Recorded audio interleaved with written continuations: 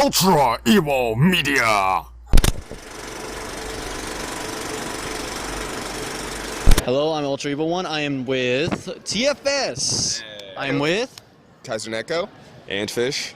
Lanipator. And I'm going to ask him a few questions, probably the questions I asked you yesterday. Right now, if you don't know them, they're doing the DBZ Abridged. They do Hellsing Abridged. They did one episode of Attack on Titan Abridged, was hilarious. And also, so people stop asking, it's on permanent hiatus, right? Yeah. It's a vegetable. I love now. that. Yeah, it's a vegetable. It's on life support. It's plugged in. The beeps are still coming, but we don't know for how long. Yeah. All right. All we can do is leave soups and hope they get eaten. So, the questions I asked for yesterday is like, you developed the characters more than the actual anime, better a little bit. I loved how you became from you started out as like a meme jokes, you know, like you went from meme, and then you started creating a characters and basically you upped their notches a little bit from level 5 to level 6, and put them almost overboard, but to the point where they can still be. This seems like someone would do this as a dub, like an actual dub. What do you? How tell us about the process when you were here and then now here. Really, we were kind of new to writing the series at the time, and with the atmosphere that the abridging world, I'm going to put that in quotation marks, was in, it was kind of easy to make jokes about the animation or like about the actors, or just make jokes about like the series as a whole, like Stuff that we found funny as we were watching it as kids and as adults. Yeah. But over time, we wanted to start, bringing back in the fourth wall breakers and start to focus on in-universe jokes, build the characters, and have it more like, we wanted the series to be more character-driven over time and less focused on making cheap jokes about like the scenery or hey guys, remember when the dub said this? That was funny, huh? Or isn't this movie a lot like this scene in our show? I did enjoy that. One of your favorite character developments that you said was Android 16, correct? Yeah. No, the stuff that we get to do with Android 16 was a whole lot of fun because ultimately we've been able to use 16 as an anchor for 17 and 18. Two characters that, when they're let off the rails, basically just kind of become this destructive, maybe even evil force. But with 16, we were able to tie that all together of why they do what they do, why they stick together. Oh, wow. Water break. And so, 16 also, we've been able to develop his personality. Like, over time, he's learned ways to interact with people. He's learned what he likes and what the world likes, and it's been really fun. Yeah, spoilers for the Abridged series. If you notice how Android 16 talks about how he loves the world now, and that changes 18 and 17, because really, when you read their bios, 17 and 18 are just orphans. They're kids who were kidnapped by Jero and basically turn into these beasts. And I love how you basically just show that in the thing. They're just people who, even in the Trunks history of Trunks, they say, why not? Yeah. You know, no one can stop them.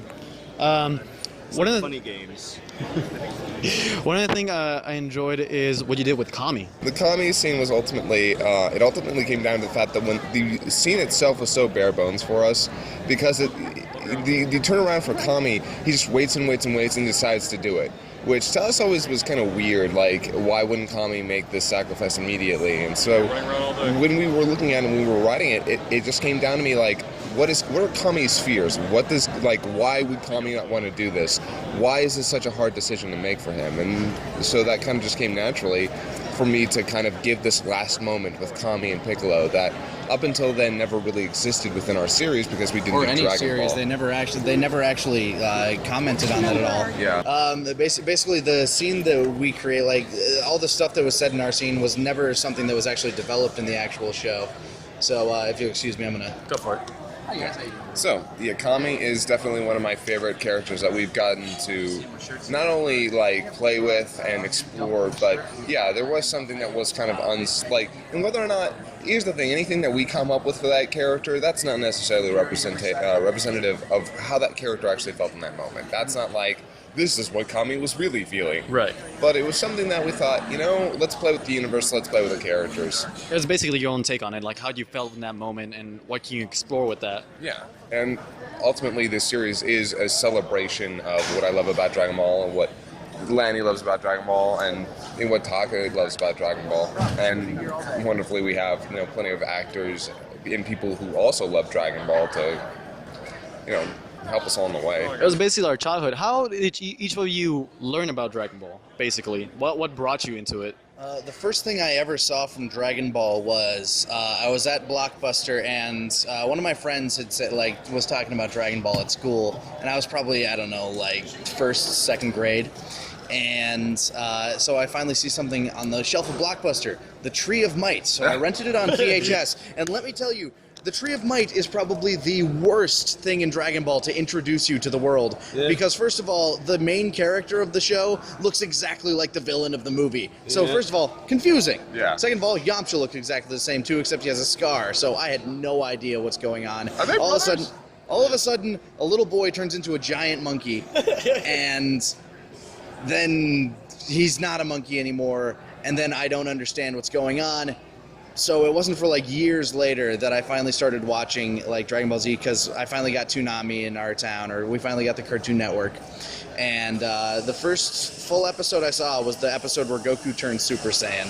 Oh. Which means that the first full arc that I saw was Garlic Jr. What about you?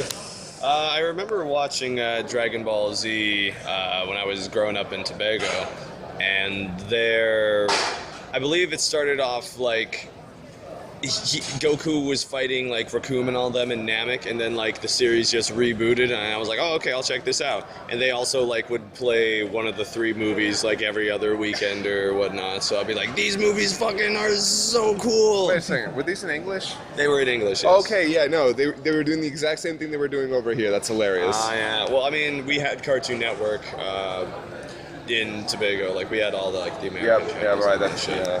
What about you? Well, yeah. Actually, it was the exact same thing almost. UPN was showing them. They were basically in syndication, and they just kept going to the first 52 episodes. First 52 episodes would show one of the 3 movies every once in a while.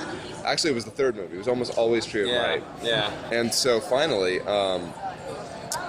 I just started. I looked for it on DVD. I found World's Strongest, and then that introduced me to the Japanese version.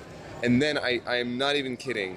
The international channel where I lived showed it unsubbed, completely in Japanese, and I watched all the way up from the beginning to somewhere to I believe Vegeta using the final flash in nothing but Japanese. Damn. I mean, Not understanding a word. Yeah, I got to understand some of it over time. Vegeta! Yes, Vegeta. Yeah, just Vegeta. Yes, and Baka. Baka. Son Goku. Baka was the first word I ever heard. I was like, that's an insult. You just insulted him. I remember when I was a child, Mexico got all the episodes already. They had everything already. And when I was watching here in America, I was like, oh, look, it's this cool thing. And then when I went to Mexico, what's this? Why does he have gold hair? Who's this character?